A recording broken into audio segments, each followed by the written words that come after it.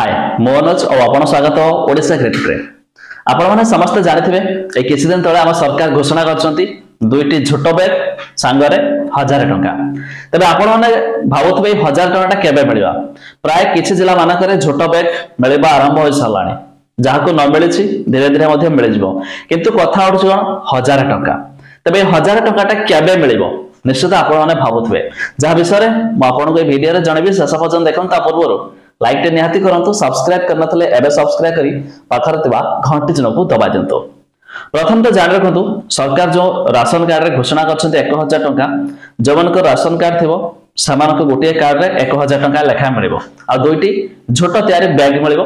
Bag तो छाडी दियो से नवीन कर स्टाफ बराई छि। तबे ए जो 1000 टंका रहिछि 20 तारिख रु 25 तारिख मिलिबो। तबे सरकार तरफ जत गुड़ाक सहायता राशि वृद्धि कराई बा जत गुड़ाक एबे जो डेली डेली तो प्राय गोटे गोटे नवा योजना आसी, तबे सब गुड़िकर पैसा कौन 20 रु 25 तारिख भितर फेब्रुआरी मासरे मिलिबो।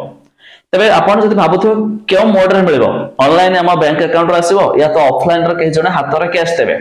तबे जान रखंतु जो सरकार तरफ जो घोषणा होईची बा जो जहां भी अनाउंस होची से सब ताका ट्विटर हैंडल रे आसी होची कि ये घोषणा हला बोले कि, किंतु सेथरे कोनोसे मेंशन नाही कि आपन को डीबीटी डायरेक्ट बेनिफिट ट्रांसफर माध्यम रे मिलिबो या तो आपन कैश रे मिलिबो, किंतु मिलुथिबा सूचना मुताबिक ये मध्ये आपन को हाथा हाथी कैश रे मिलिबो।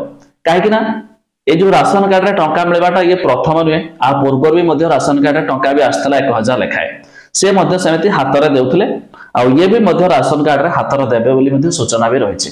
तबे 20 तारिख रु 25 तारिख मध्ये रे मध्ये आपन को मिलिबो।